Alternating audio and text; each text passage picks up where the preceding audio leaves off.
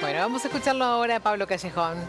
Bueno, ¿cómo están? Buen día, el saludo para todos y todas. Vamos a hablar del caso del juicio por el crimen de Blas Correa en Córdoba, que ha llegado a su etapa de desenlace. El próximo 31 de marzo se conocerá el veredicto.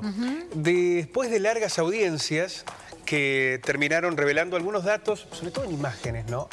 que desconocíamos de cómo sucedieron los hechos. Recordemos aquel video en el que se muestra a los dos policías cuando pasa el vehículo y comienzan a disparar de manera demencial contra el automóvil, provocando las graves heridas en Blas que podrían haber afectado a cualquiera de los integrantes allí en el auto. Tiraron a mansalva. En lo que habla, primero decíamos una actitud demencial para alguien que simplemente había pasado por un control de tránsito. Después por la falta de preparación de los policías, ¿no? Aquí se pusieron en debate la formación, los valores, la capacitación, muchísimos aspectos sobre la policía de Córdoba. Después vimos un video en el que se mostraba a policías riéndose mientras Blas agonizaba o fallecía.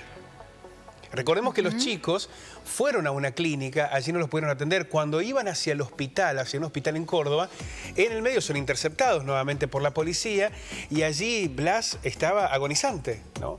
La mamá se pregunta si en lugar de esos policías sin corazón, sin alma, hubiera habido personas que hubieran estado convencidas en que quizás pudieran salvar la vida.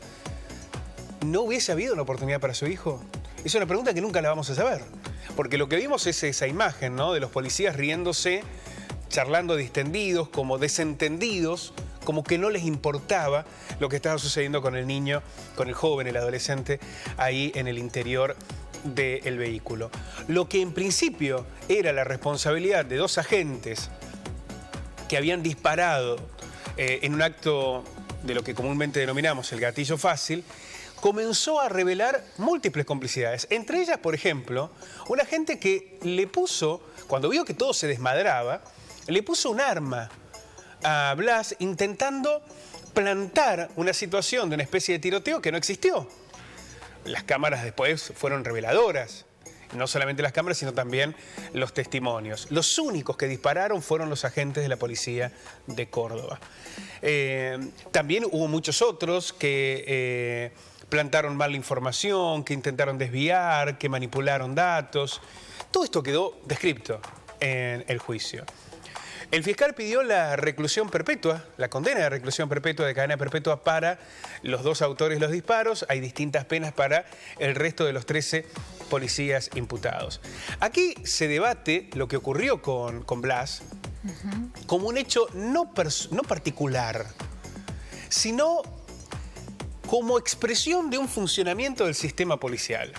Recordemos que a los pocos días, a un jovencito también en el norte de Córdoba lo asesinaron a balazos. Los chicos estaban tomando una cerveza, los policías fueron, lo asesinaron a balazos. Es decir, aquí hay una descripción de un sistema y no de manzanas podridas.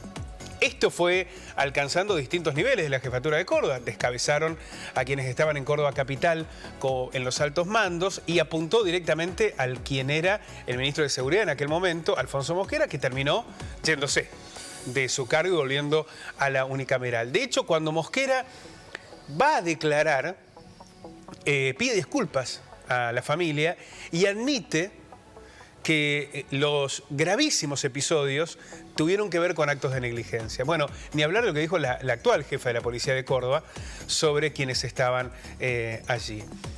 Es una revelación de lo que sucede en muchas fuerzas provinciales de la Argentina y también federales, de la incapacidad de ejecutar protocolos que no deriven en el gatillo fácil, de los procesos de formación. No digo de formación solamente ese proceso previo a ser policía, sino la formación permanente que debe tener un agente. La evaluación de sus condiciones psicológicas y psíquicas y emocionales para actuar en este tipo de episodios. Y la humanidad. La humanidad. Que, a ver, desprendámonos del rol del uniforme que otorga el uniforme. ¿Qué haríamos si vemos a un pibe agonizando en un auto? ¿Qué haríamos? ¿Qué haríamos cualquiera de nosotros ¿Intentar ayudarlo? ¿Llamar a la ambulancia? ¿O hablar de manera distendida? Sí. Reírnos, utilizar un celular. Hablo de un acto de humanidad que incluso excede fuertemente el rol del efectivo policial que estaba allí, que tiene que ver con una conducta humana. Bueno, son muchos los aspectos que aquí han quedado en evidencia y que desnudan una problemática que no es casual, sino estructural, que no es aislada, sino sistemática. El próximo 31 de marzo será el veredicto en el juicio por el crimen de Blas Correa. Hay una necesidad de que haya justicia por su mamá, que ha protagonizado una lucha incansable, su familia, sus hermanos, quienes lo querían, lo conocían, por los pibes que iban en el auto y se salvaron milagrosamente, pero también en una respuesta a la sociedad. Sí. Muchas cosas tienen que cambiar, ¿no? Me quedé pensando en la pregunta que hacías, ¿no? Digo, ¿cuántas veces vemos imágenes de casos así y que la gente, no hablo de los policías en este caso, se queda mirando, ¿viste? De afuera. Bueno, los mismos chicos, ¿te acordás? Tantos casos así, no de muerte solamente, sino casos de violencia, digo, y viste, y nos quedamos ahí mirando de afuera, digo, hay una responsabilidad muy grande también, ¿no? Y un llamado a reflexionar sobre cómo actuamos ante casos así. Pero sobre todo cuando, y aquí nos vamos directamente a las responsabilidades, cuando uno tiene un uniforme, una acción directa, los policías que actuaron en la complicidad de los dos autores revelan que la cuestión es sistemática, ¿no? Que no son dos agentes aislados, manzanas podridas como se intentó vender inicialmente.